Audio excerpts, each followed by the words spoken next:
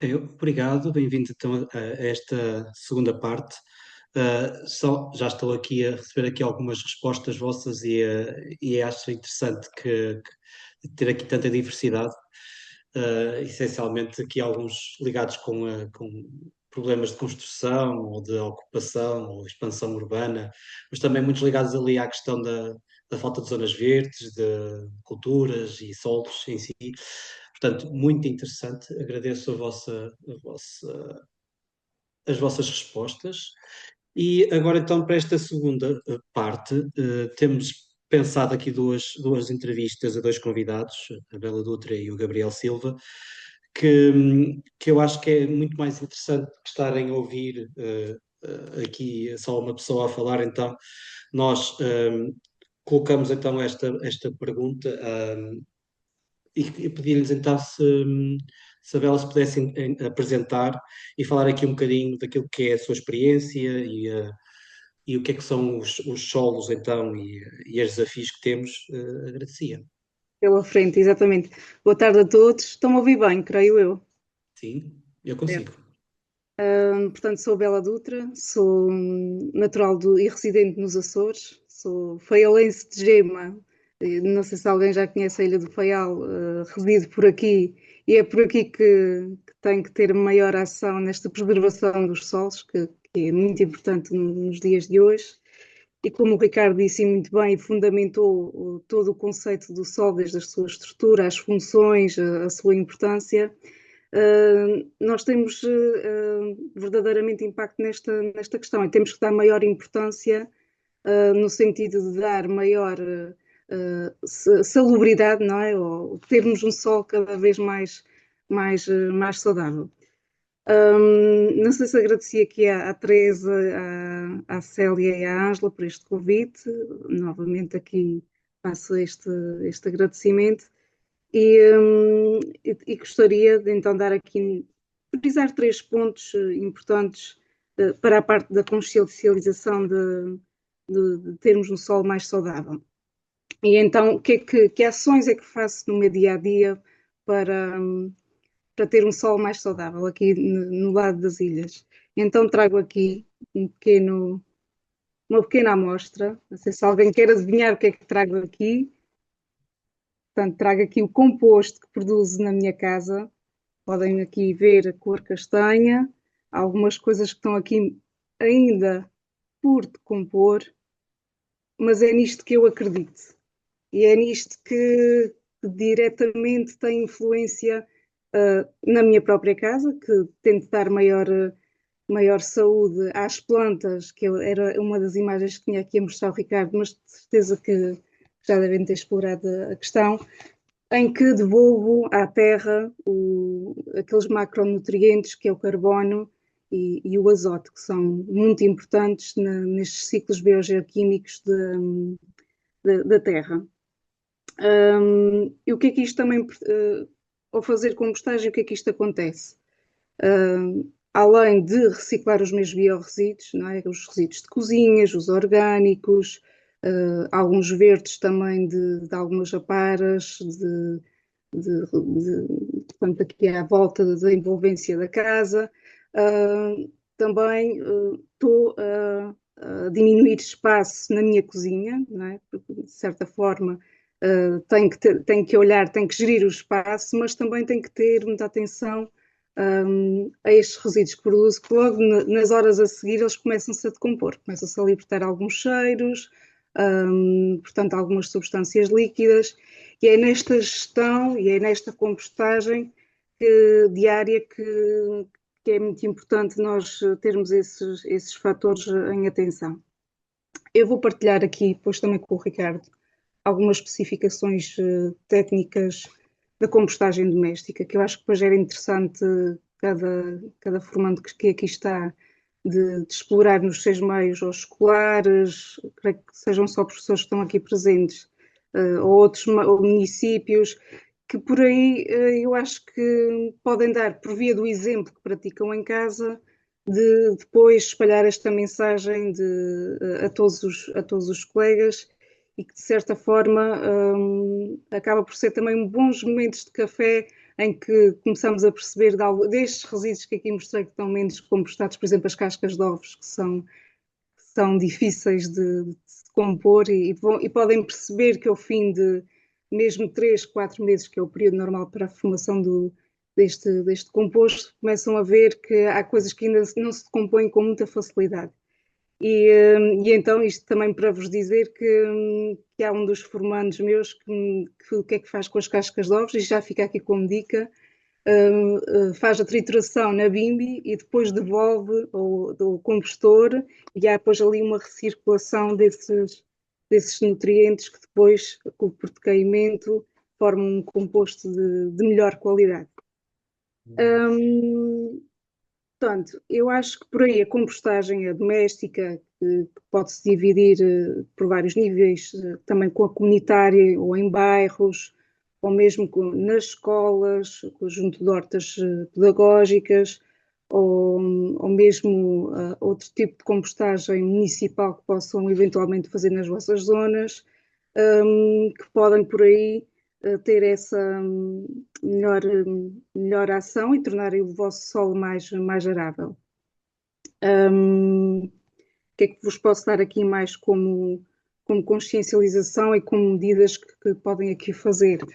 Ter alguns projetos na escola dessas hortas pedagógicas, que eu acho que são excelentes meios para os miúdos mexerem com as mãos na terra, terem contato com esses meios, ganharem alguma imunidade, claro que sempre dentro dos limites daquilo que podem fazer fora de sala de aula, mas que é importante passar esta mensagem e que hoje em dia estamos muito ligados ao mundo digital, que na verdade pode ser um meio, uma forma de resgatarem os miúdos e de terem aqui umas boas ações. Eu acredito também que alguns projetos de ciência cidadã que podem ajudar também aqui a ter melhor consciencialização do solo em Portugal, sobretudo também em ilhas, isso é importante, mas eu acredito que com um grande projeto que consegue alcançar esses objetivos. Há várias campanhas também que se poderiam fazer, e através dos miúdos, sendo eles os principais motivadores da compostagem, também por aqui poderiam-se fazer uma ação mais concertada e pronto, também convidarem algumas empresas de compostagem, neste caso, se falarem com os sistemas municipais, dos sistemas em alta, normalmente são obrigados, e que há diretivas que já obrigam à separação e ao tratamento destes biorresíduos, deles depois fazerem uma demonstração junto dos vossos alunos ou dos vossos formandos. O que é que posso aqui partilhar mais? Também eu concordo aqui com o Ricardo quando falou que realmente o solo acaba por ser um grande sorvedor de carbono e que ele, através da exploração desta temática, podemos contribuir para o combate às alterações climáticas. Na verdade, nós não conseguimos resolver de um dia para o outro, mas que este pode ser um grande assunto que pode aqui unir as pessoas e dar mais esperança para que se resolvam estes desafios ambientais, e não falando propriamente em problemas. Há uma fotografia que depois mostrei ao Ricardo, não sei se consegue mostrar, do compostor que tem aqui em casa. Eu só tenho estas três, não sei. É a segunda. A primeira, pronto, o Ricardo já deu a matéria, já está mais claro.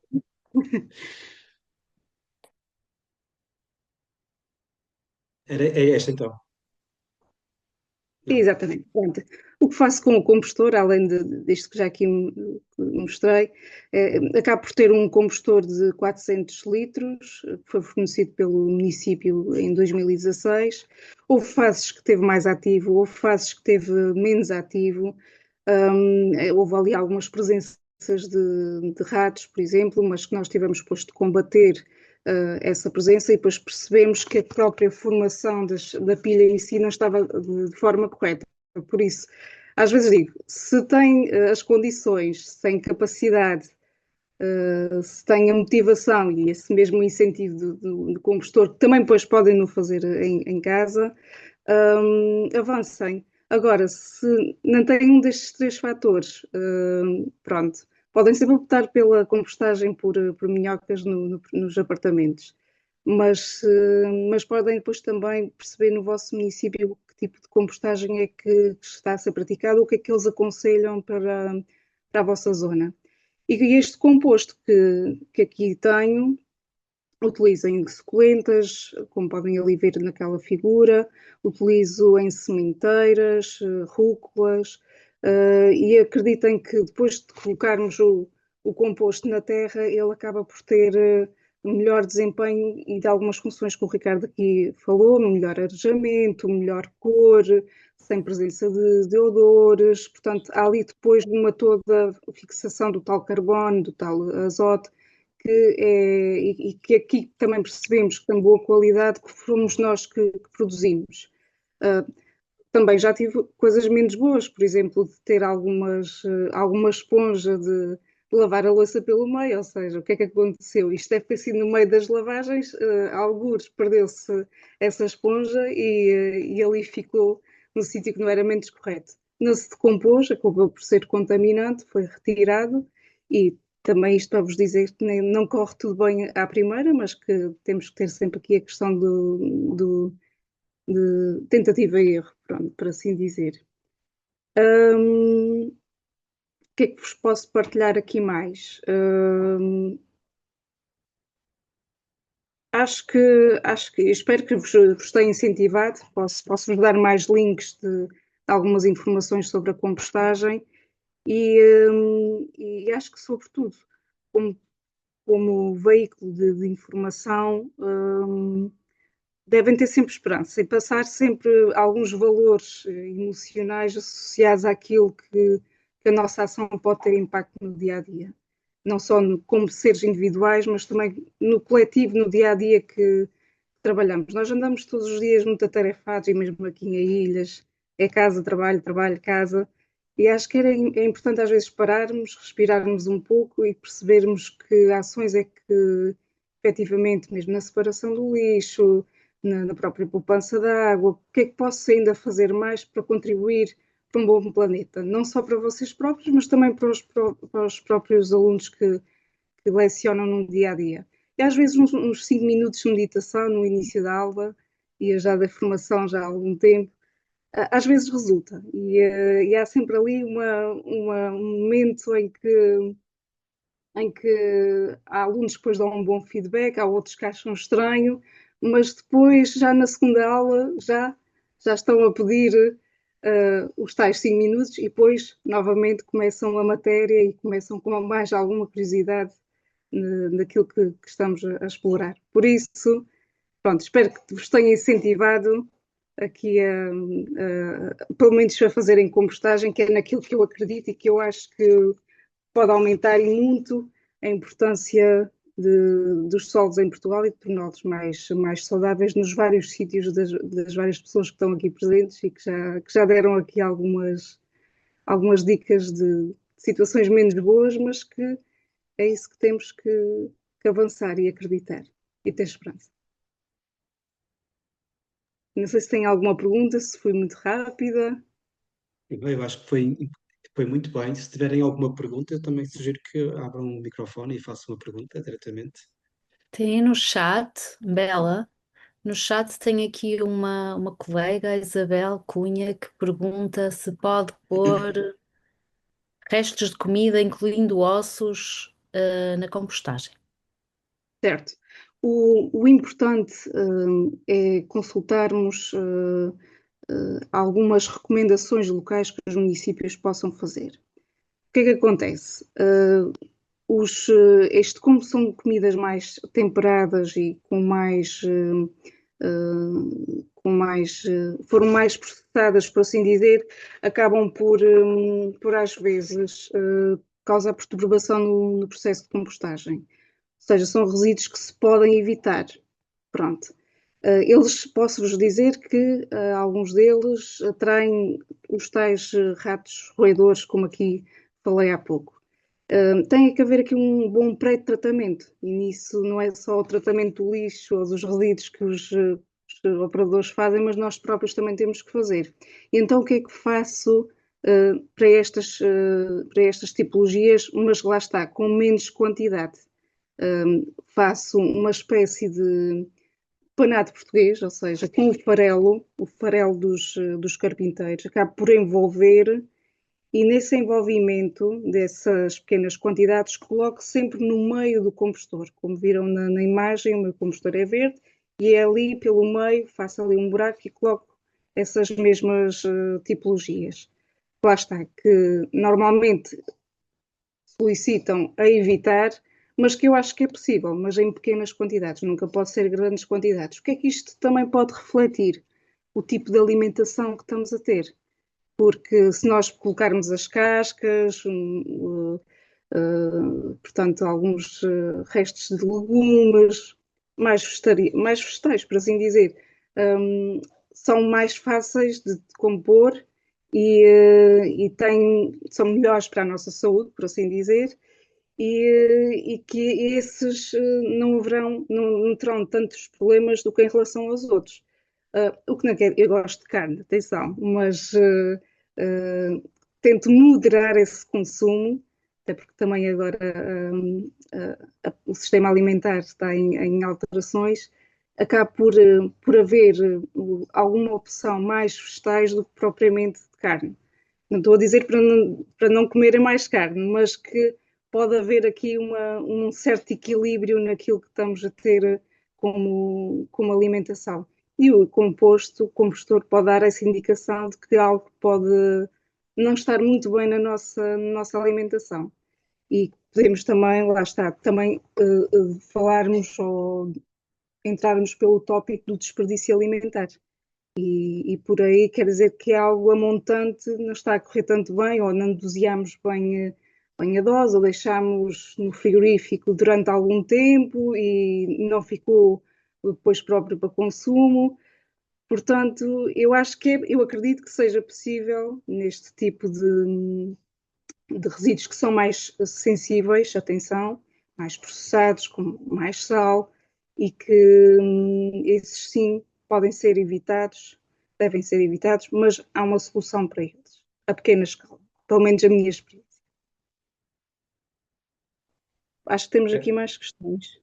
Sim, eu pedia só se pudesse ser breve, agora para depois podermos passar ao próximo também entrevistado, mas acho que a questão num apartamento como será a forma mais conveniente. Acho que preocupa também. Nem toda a gente pode ter um jardim muito grande. Várias caixas no minhocário, que acho que eu não tenho experiência, mas acho que é uma excelente solução ter minhocas, que elas não fogem do apartamento, mas que acho que é uma boa solução. Podem se informar nas zonas onde moram, onde é que podem fazer essa compra dessas caixas, mas há umas caixas que depois, ao depositarem no cimo, as próprias minhocas vão fazendo essa decomposição. Passando à frente e sendo rápida na O Tiago compostagem. já está a dizer aqui, o Tiago Cruz já diz que faz essa compostagem com minhocas e já depois aqui que é a minhoca californiana, já está aqui a partilhar também. Pois, não pode ser uma minhoca qualquer, tem que ser esta especificamente. Tem de vir a Exatamente. Califórnia, não é, Tiago? Não vem, mas aliás, há quem pesque também com estas minhocas. Isto no OLX, se vocês pesquisarem por minhoca californiana, há muita gente a vender isto, por isso é fácil ter acesso. Ótimo, perfeito. Eu não tenho, como tenho muito espaço verde aqui à volta, a minha opção é esta. Pois há aqui uma colega que também diz que na compostagem intercalando os galhos e folhas, caruma, para melhor arejamento, penso que é favorável aos micro-organismos. Exatamente. Estas camadas que falava há pouco, em que temos que ter em atenção que sempre uma camada maior de castanhos para uma mais pequena de verdes.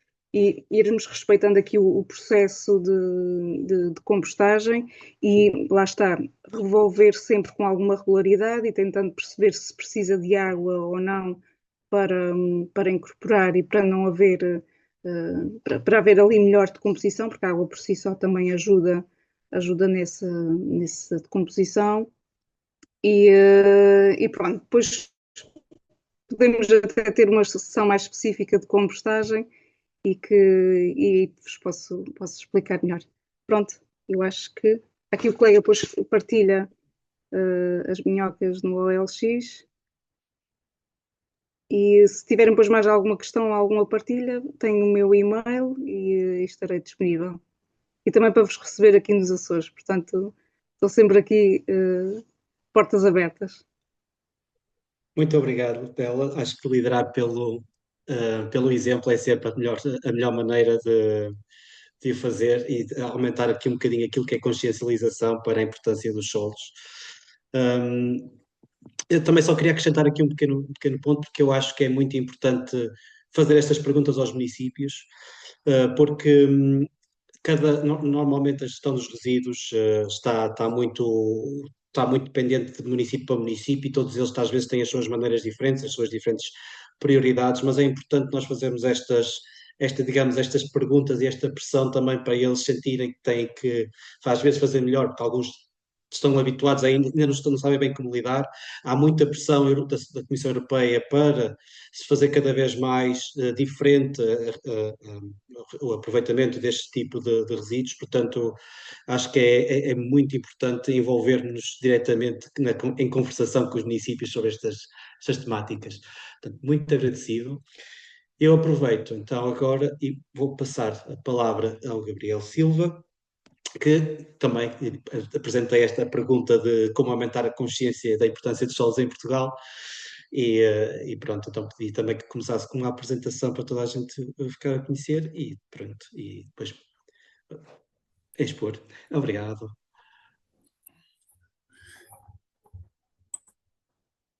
Olá a todos, eu sou Gabriel Silva.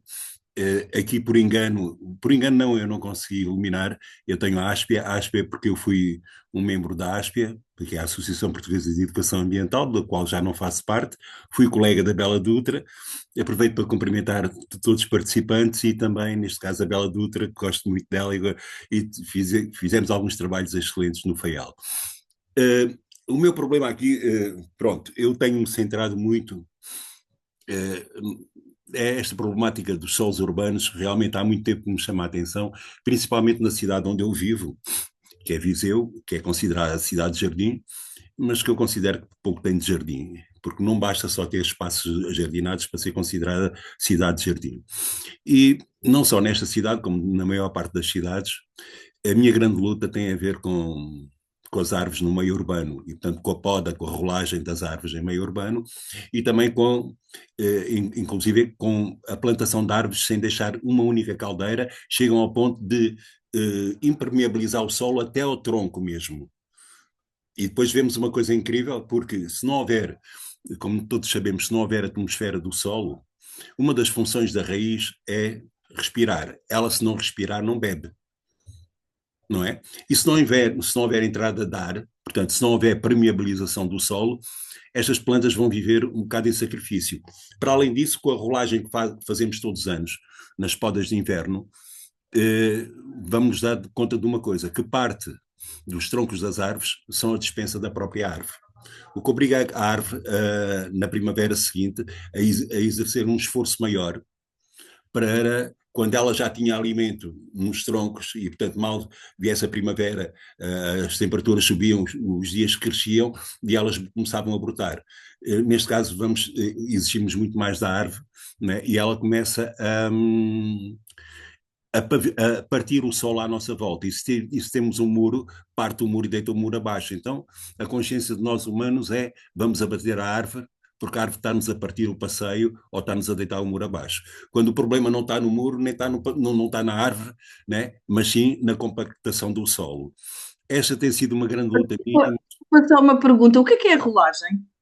A rolagem é aquilo que nós fazemos todos os anos nas árvores, que cortamos as árvores, basicamente deixamos um palmo sobre cada tronco da árvore.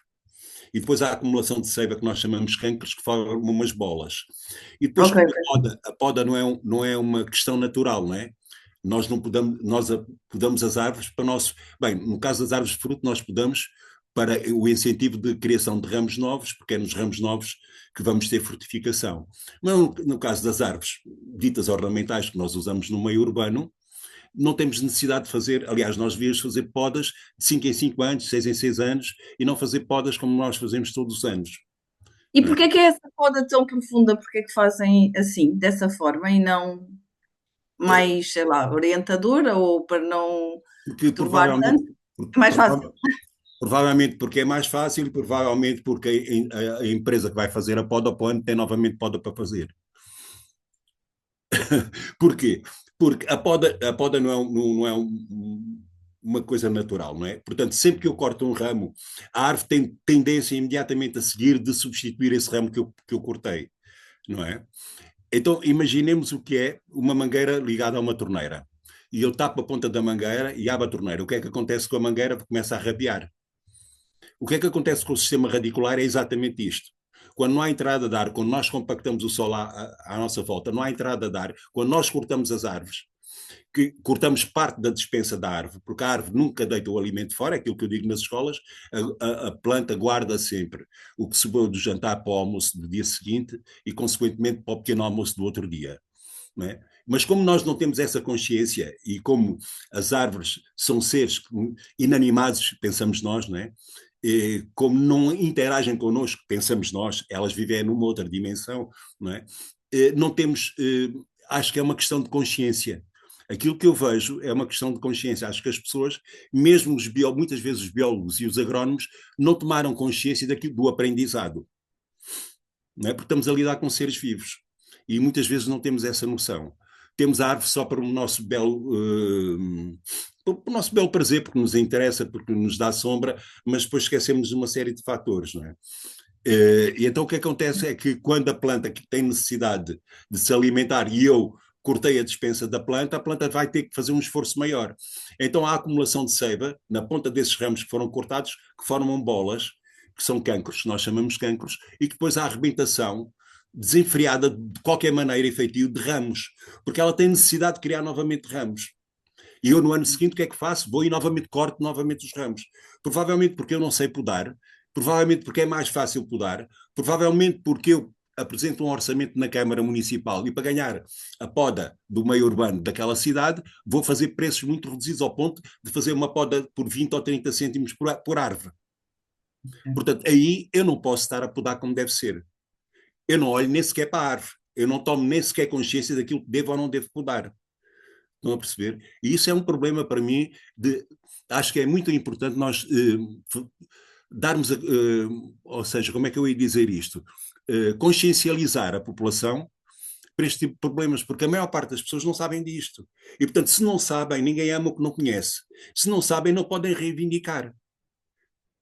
Não é? Portanto, acho que é importante a consciencialização da população para este tipo de problemas, não é? Eu vejo um caso, por exemplo, aqui no Aquilino Ribeiro, que é um parque muito bonito que nós temos na cidade, em que na última requalificação do parque, em que criaram ali umas infraestruturas novas, as poucas caldeiras que existiam naquelas árvores frondosas, algumas com mais de 200 anos, pavimentaram o solo completamente, até ao tronco da árvore, porque parece-me que é mais importante eu não sujar o sapato, não é, do que ter uma caldeira que vai fazer a retenção de água, e, portanto, não vai provocar menos inundações, vai reter alguma matéria orgânica, porque, entretanto, há a queda das folhas que vão gerar matéria orgânica, o aparecimento de ervas que também vão se decompor e vão gerar matéria orgânica, vão ser uma forma de alimento. Eu não sei se não estou... Sim, está sempre muito interessante. Claro. Estou a fazer entender, não é? Porque às vezes Sim. eu falo disto com muito fervor e às vezes a velocidade é tanta no meu fervor que às vezes vocês podem não estar a perceber metade daquilo que eu estou a dizer. E as pessoas não têm mesmo consciência de... É uma perspectiva muito egocêntrica. Uma vez, eu trabalhei numa empresa de jardinagem durante muito tempo e nós queríamos tirar umas espécies invasoras de lá e a diretora da escola perguntava, mas porquê é que estas árvores existem? Se só servem para fazer mal, não é? Existem, portanto é uma ideia, para mim, eu sou bióloga, um bocado surreal, do estilo, a natureza não existe para nós, mas para ela fazia todo o sentido, porque é que havia de haver uma espécie invasora que nos prejudicava, não é? E pronto, isso, não sei como é que isso se resolve, acho que é um bocadinho nas escolas, se calhar, os alunos irem ouvindo, mas não é fácil. Normalmente as espécies invasoras são espécies que vêm de outras latitudes, não é? E quando chegam, porque têm uma maior resistência e porque as plantas do nosso habitat não estão habituadas a elas, elas tomam rapidamente conta do terreno. Daí se chamarem-se invasoras ou invasivas, não é? Porque elas realmente tomam conta de tudo. Vocês podem perguntar, então, mas a mimosa, por exemplo, na Austrália isso não acontece? Não, não acontece isso porquê? Porque na Austrália as outras plantas que vivem ao lado dela já se ambientaram a ela e já criaram formas de defesa em relação a ela. Estão a ver? Não sei se me fiz entender. Não, acho que está a ser muito claro. Eu acho que está a ser muito claro. Eu se calhar também aproveito a pergunta que acho que foi a Susana que fez agora, que eu acho interessante também pegarmos aqui, que é como é que se então aumenta a consciência das pessoas para esta problemática de uma forma eficaz. Eu não sei se tem experiência, qual é que é a melhor maneira de fazer passar a mensagem, porque eu acho que este problema das podas urbanas são muito, continua a ser um problema muito presente, e, aliás, já está... é criminalizado as podas agressivas de algumas árvores e continua a ser feito de qualquer das maneiras.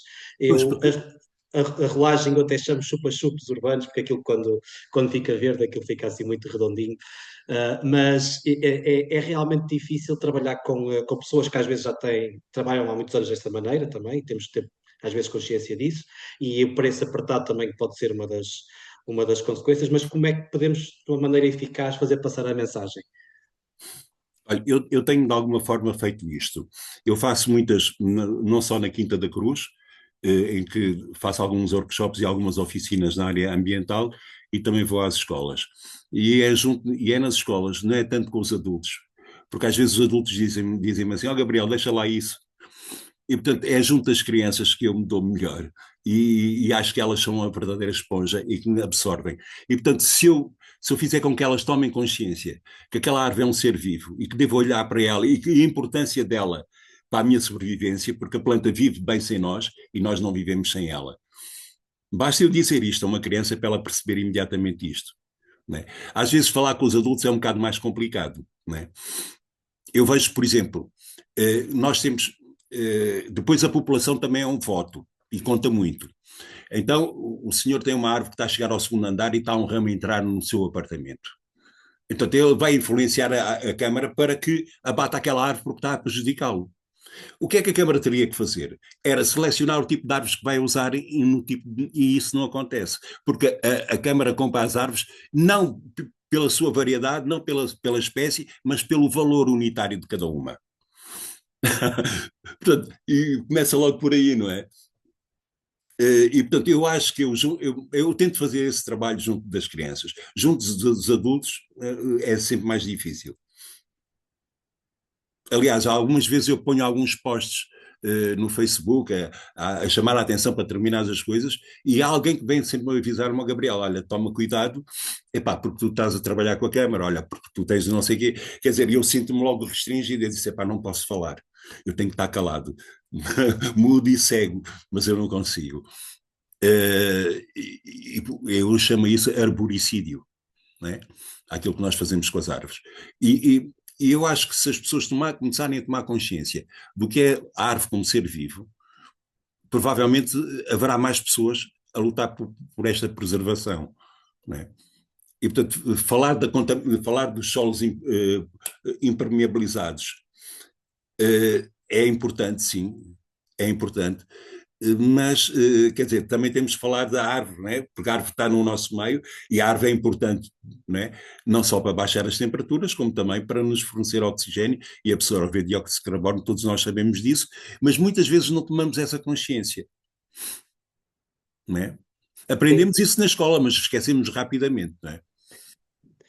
Eu concordo que falar com adultos é muito difícil e também temos que fazer esse esforço. Eu trabalho muito com municípios e às vezes temos que organizar ali algumas sessões públicas de capacitação e envolvimento de, às vezes, pessoas que até já estão sensibilizadas, mas ainda assim é difícil fazer. Às vezes é mais fácil regulamentar, criar leis e assim, mas acho que o trabalho com crianças realmente é muito produtivo e é muito satisfatório. Ok, eu não sei só se há alguma pergunta, se mais alguma pessoa quer colocar uma pergunta ao Gabriel diretamente. Estou a ver aqui pessoas a pedir depois o interesse do Instagram. Ok. Aqui há pessoas que relatam a sua dificuldade em fazer entender aos jovens que as plantas são seres vivos. Essa mensagem, pois, imagino, também tenha que ser passada devagarinho. Eu normalmente utilizo uma técnica para sensibilizar os jovens. Eu tenho um workshop que se chama Vida Privada das Plantas, em que falo de algumas coisas que nós não aprendemos na escola, como algumas características que a árvore tem, não é? Porque se nós pensarmos um bocadinho, todo o animal foge do perigo, certo? Qualquer animal foge do perigo, nós fugimos do perigo. E a planta, como é que a planta foge do perigo? Se ela está presa à terra. Então ela criou, né, outras formas de fuga, que são outras formas de defesa. E pegando um pouco nisso, contando algumas histórias fantásticas acerca das plantas, que eu começo a sensibilizar os jovens para a questão da árvore como ser vivo, né? Quando eu digo que eu falo com as plantas, as pessoas perguntam, mas falas com as plantas? Claro que as plantas te entendem. Claro que as plantas não me entendem, porque eu, quando falo para a planta, o que eu estou a emitir são ondas vibratórias. O que ela capta é uma onda vibratória e reage conforme a minha onda vibratória. Não é? Portanto, se eu começar com este tipo de coisas, se eu começar a falar contar histórias verídicas, verdadeiras, acerca da faculdade que as árvores têm, os miúdos começam a perceber e começam a dar uma outra importância à árvore, como ser vivo. Ok, eu acho extremamente importante e também fazendo aqui um salto para os solos, eu acho que é por isso também que falamos de funções e serviços nos solos, porque também é muito mais fácil depois as pessoas perceberem porque é que eles se comportam dessa maneira ou porque é que são importantes. Portanto, acho que é bastante interessante o exemplo que deu de como é que a planta se tem que comportar, não é? Eu acho extremamente importante. Pronto, eu não sei se há mais alguma pergunta. Se não, agradecia. Em relação Força. ao workshop que o Gabriel está a falar, como é que poderíamos ter acesso? É só para. Não sei qual é que é o formato, é para professores, é para. É assim, eu tenho feito estes workshops, eu faço muitos workshops, e hoje de manhã estive a fazer num viveiro, que é a Cria Verde, estive a falar sobre sementes e sobre processos de sementeira, e este da vida privada das plantas, eu vou às escolas, normalmente faço não é bem uma palestra, eu provoco uma conferência de maneira que os alunos também interajam com aquilo que eu estou a dizer. E falo de algumas particularidades das árvores, que é uma forma de sensibilizar as pessoas para o conhecimento da árvore. Porque, como eu disse antes, ninguém ama o que não conhece, não é? Exato. Mas tu é na zona de Viseu, não é? Que vais. Sim, eu trabalho essencialmente na zona de Viseu, mas não quer dizer que eu não possa ir a algum lado, não é? Porque É eu tenho sempre longe essa aqui. vontade, né? E ainda há pouco tempo fui a Abrantes fazer dendrocirurgia. E eu já tentei incentivar a Câmara Municipal a fazer dendrocirurgia. Aliás, ofereci os meus serviços sobre dendrocirurgia para fazer em algumas árvores que estão, devido às podas e devido também quando parte um ramo, em que o ramo não é cicatrizado, em que vai fazer uma ferida, essa ferida vai abrir uma fenda e essa fenda vai começar a acumular água.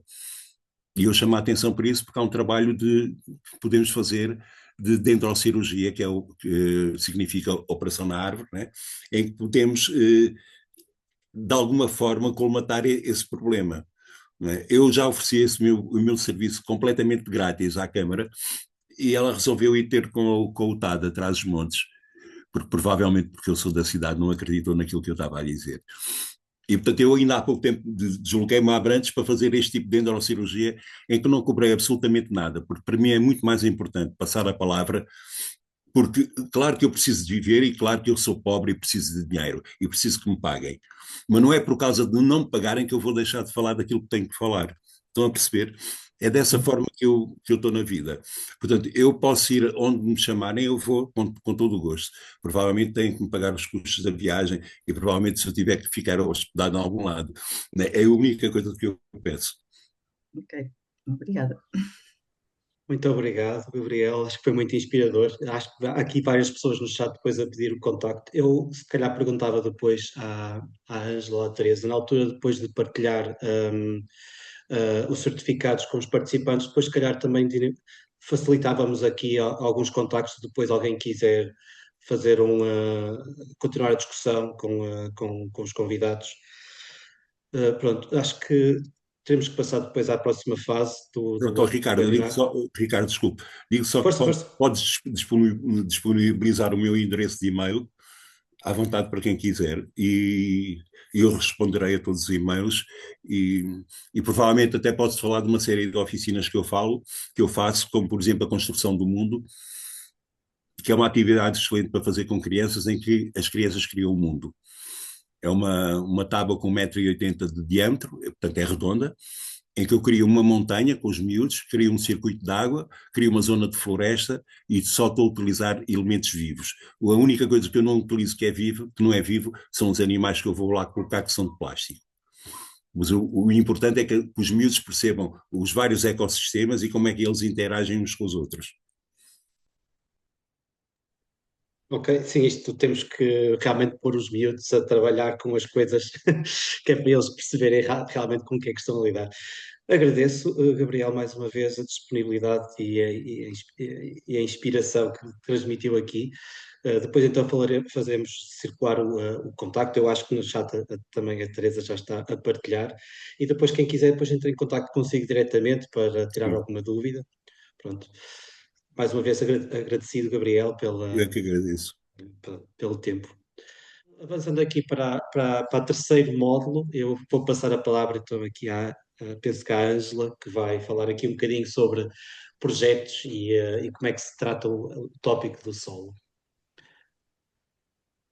Obrigada, Ricardo. Eu queria, a Teresa, é isso que eu preciso. A Teresa vai partilhar comigo e vamos fazer isto mais ou menos em conjunto. Deixa eu ver se ela consegue pôr a apresentação.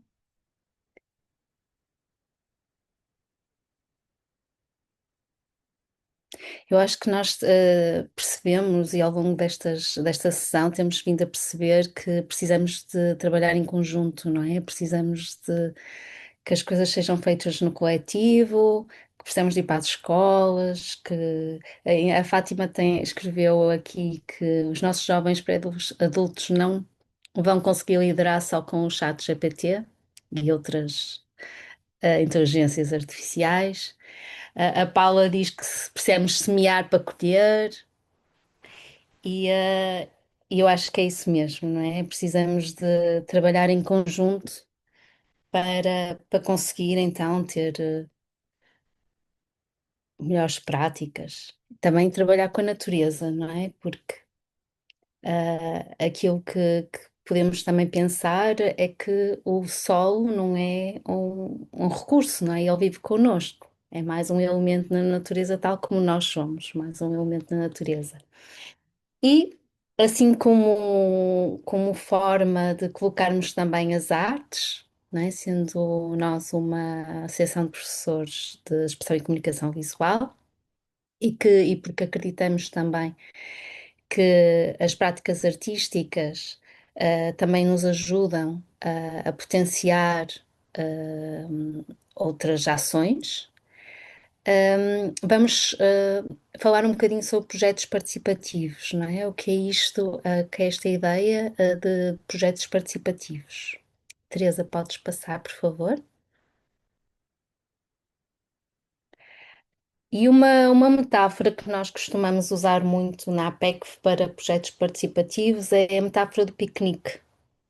Quando nós fazemos um piquenique, hum, não estamos muito preocupados com o que cada um leva, não é?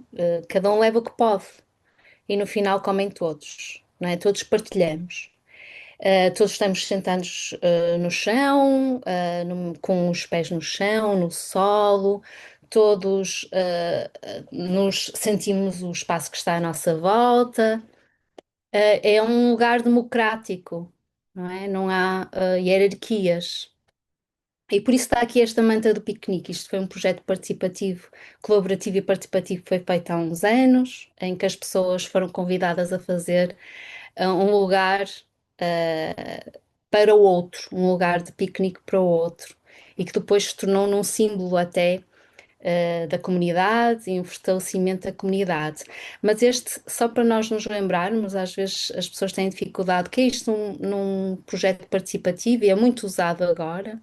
Esta ideia de participativo, de comunitário, está muito em voga, porque fica bem até nos projetos escrever que é assim, comunitário e participativo, mas o que é que isto quer dizer? Teresa, podes passar, por favor? Então, o que é? É realizado em grupo, deve ser democrático, todos têm uma palavra e todos têm alguma coisa a dar, todas podem. Há várias formas de integrarem o processo, de revelarem o que é que querem fazer.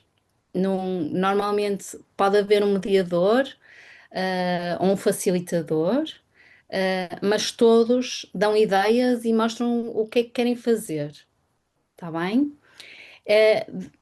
Em princípio, será impulsionador de uma mudança, de uma transformação social. É um processo partilhado de aprendizagem, aprendemos todos uns com os outros, mesmo nas escolas, que muitas vezes as hierarquias estão muito bem definidas. Quando nós pensamos em projetos participativos, devemos pensar que os nossos alunos, os nossos estudantes, os nossos colegas, eles também nos têm alguma coisa para ensinar, não é? Por isso há um processo partilhado. É pensado com ética.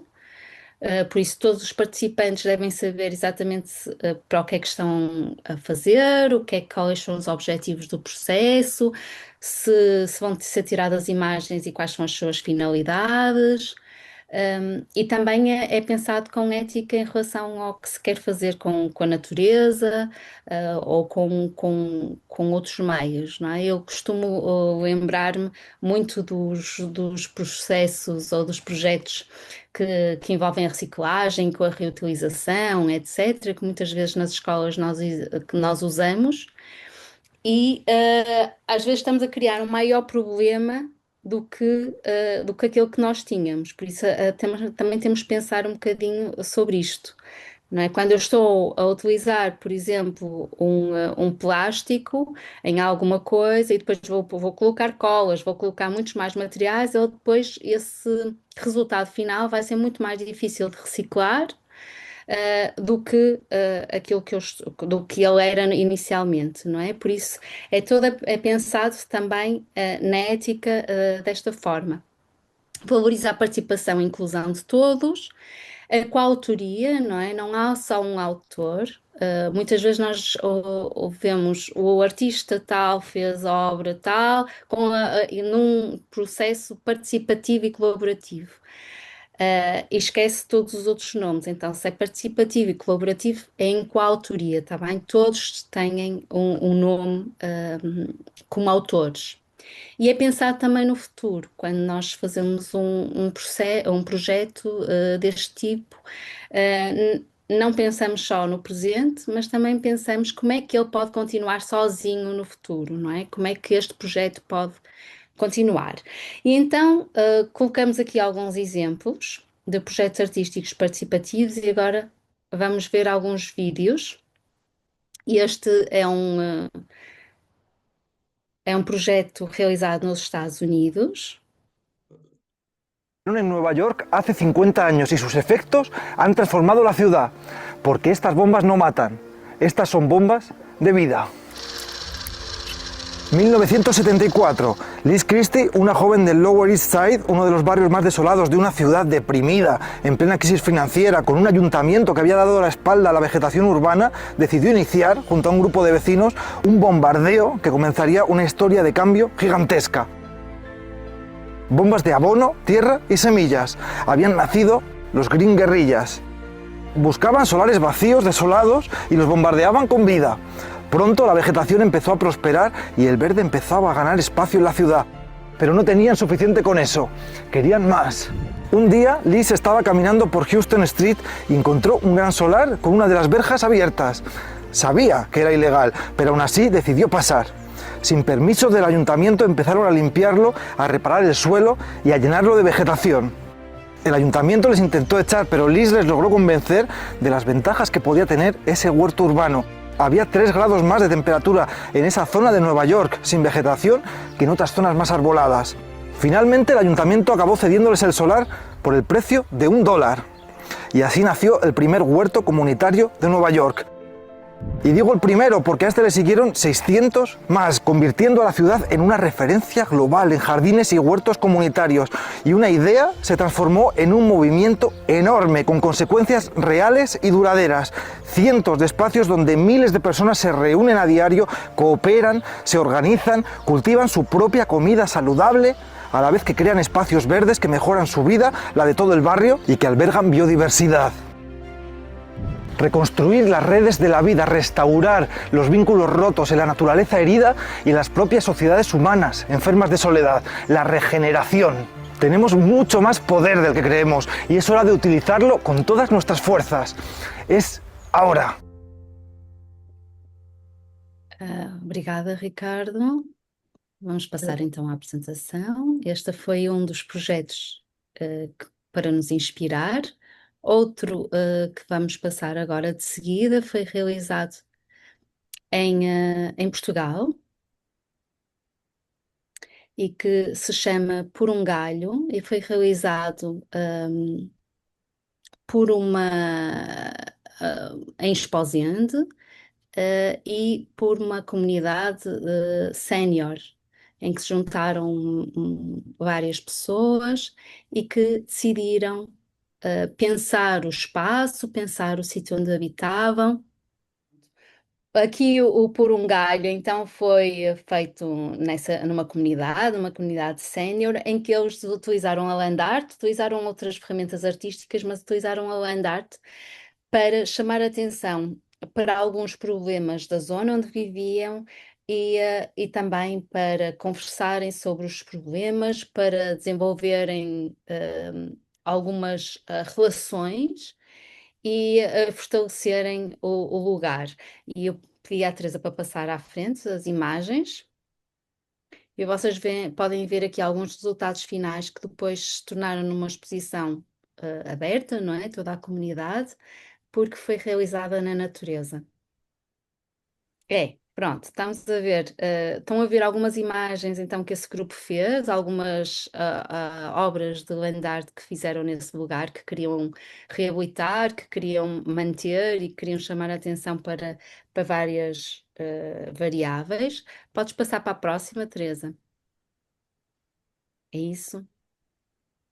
Que neste caso utilizaram sempre também materiais biodegradáveis, amigos da natureza, que depois eles próprios se iam desfazendo e iam integrando na natureza também.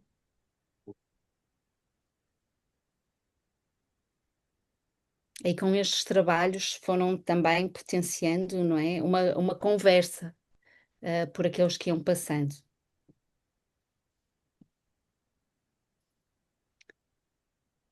Uma das metodologias que é muito usada nos projetos participativos é a Photo Voice. Utilizamos a técnica da fotografia. Neste caso, há aqui um projeto que fala sobre como é utilizado este método. E eu pus no chat o link. Depois vocês quiserem, até porque nós já estamos em cima da hora, se quiserem podem ver, é só para ficarem aqui com uma ideia, não é? Porque é um método que permite com a imagem, não é? Com a fotografia, e agora os nossos alunos, e é fácil termos um telemóvel que capta imagens, de seguida utilizarmos isso como uma voz, não é? E como um início para falarmos sobre aquilo que nos rodeia. Podes passar. Aqui, depois também partilharemos isto. Como é que nós podemos fazer com o PhotoVoice.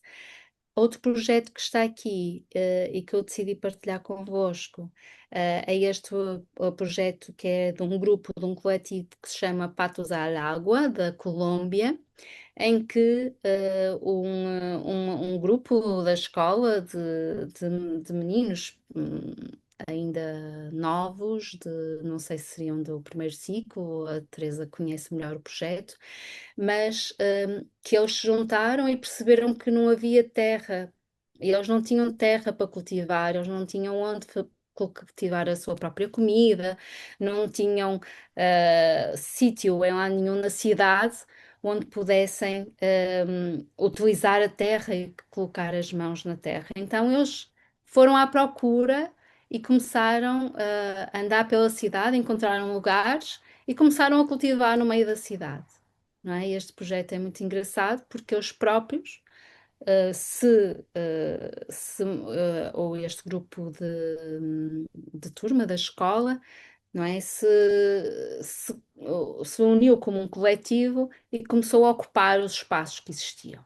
E então começaram a haver muito mais hortas e tinha este nome, Nuestra Huerta, Nuestra Comida, Nossa Terra, não é? A ocupar a nossa terra também. E de forma de inspiração, deixo-vos aqui. Aqui a Helena está a dizer que participou, acompanhou desde o início o projeto Por um Galho, que bom.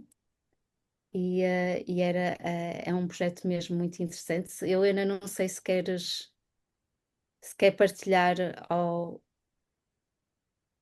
porque é que acha que era realmente participativo.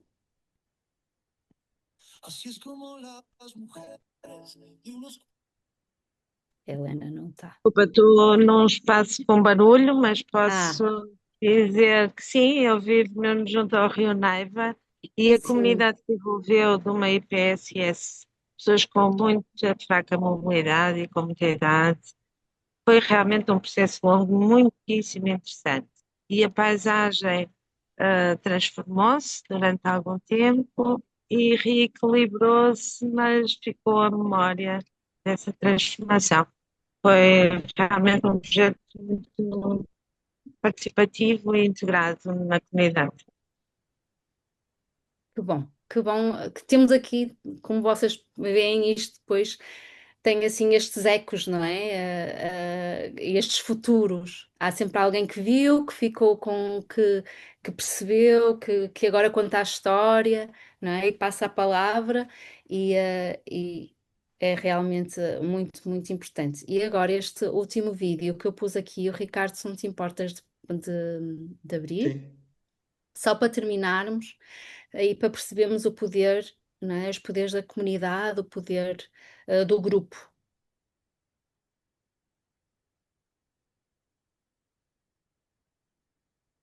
Cómo blindar los derechos de las niñas de un pequeño pueblo de la India terminó refrescando el clima local y disparando su economía. Parece imposible, pero está pasando.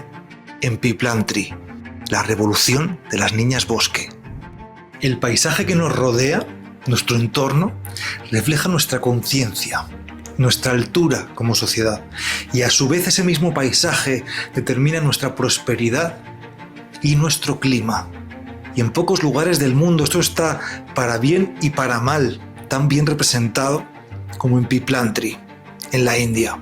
Una de las historias más brutales que he conocido en mi vida, que decidimos incluir en el 6º episodio de la serie documental Hope, Estamos a tiempo. Aquí va un resumen. Piplantri, en la región de Rajasthan, un pueblo esquilmado por la minería a cielo abierto de mármol. Empleos para hoy que se comieron el mañana, literalmente. Un área desertificada, sin apenas vegetación, con sequía crónica, pobreza extrema, y en el que muy a menudo las niñas eran entregadas en matrimonio con muy pocos años por pobreza. La gran mayoría no iban a la escuela y se producían incluso infanticidios femeninos. Muchas familias querían niños varones por los que no tenían que pagar dote y que podían aspirar a sueldos mucho más altos. Hasta que la muerte de una niña en 2006 sacudió a todo el pueblo, provocando un giro de 180 grados que lo cambiaría todo a nivel social, a nivel económico y a nivel climático. El alcalde aprobó una nueva política comunitaria. El nacimiento de cada niña sería celebrado con la plantación de 111 árboles en su honor. Una niña, un bosque, acompañada de un ritual colectivo que no solo es simbólico.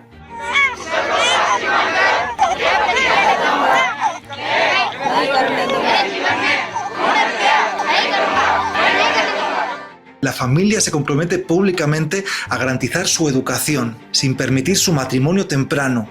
Y a cambio la comunidad crea un fondo para que la niña tenga una ayuda económica al alcanzar la mayoría de edad. 20 años después, el paisaje se ha transformado radicalmente. El paisaje humano, el económico y el climático.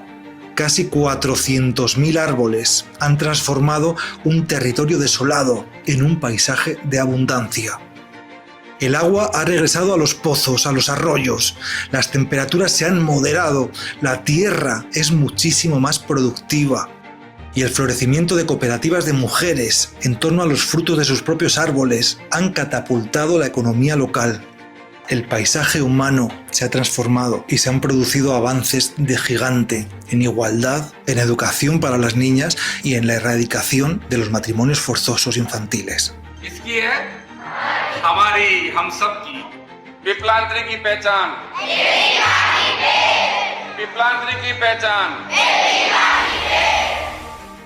Y el modelo de éxito de Piplantri se está extendiendo por toda la región, inspirando políticas públicas a nivel nacional y regional.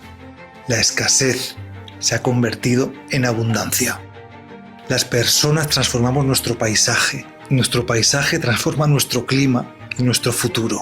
Y los resultados superan lo que somos capaces de imaginar, como ha ocurrido en Piplantri o como ha ocurrido en la Meseta del Oeste, como mostramos también en la serie documental, un área más grande que muchos países donde la regeneración a escala ha conseguido reducir las temperaturas en verano entre 5 y 6 grados y en grandes áreas hacer que se dupliquen las lluvias, reduciendo además la erosión y multiplicando por 2 los ingresos de los agricultores.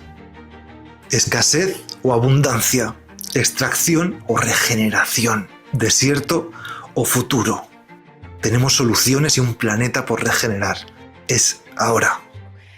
Até porque deixava esta frase também, por último, que já foi escrita há muitos anos numa tese de doutoramento do John Nash, que devem conhecê-lo, que é um físico, penso eu, e ele dizia: o método mais avançado da evolução é a cooperação.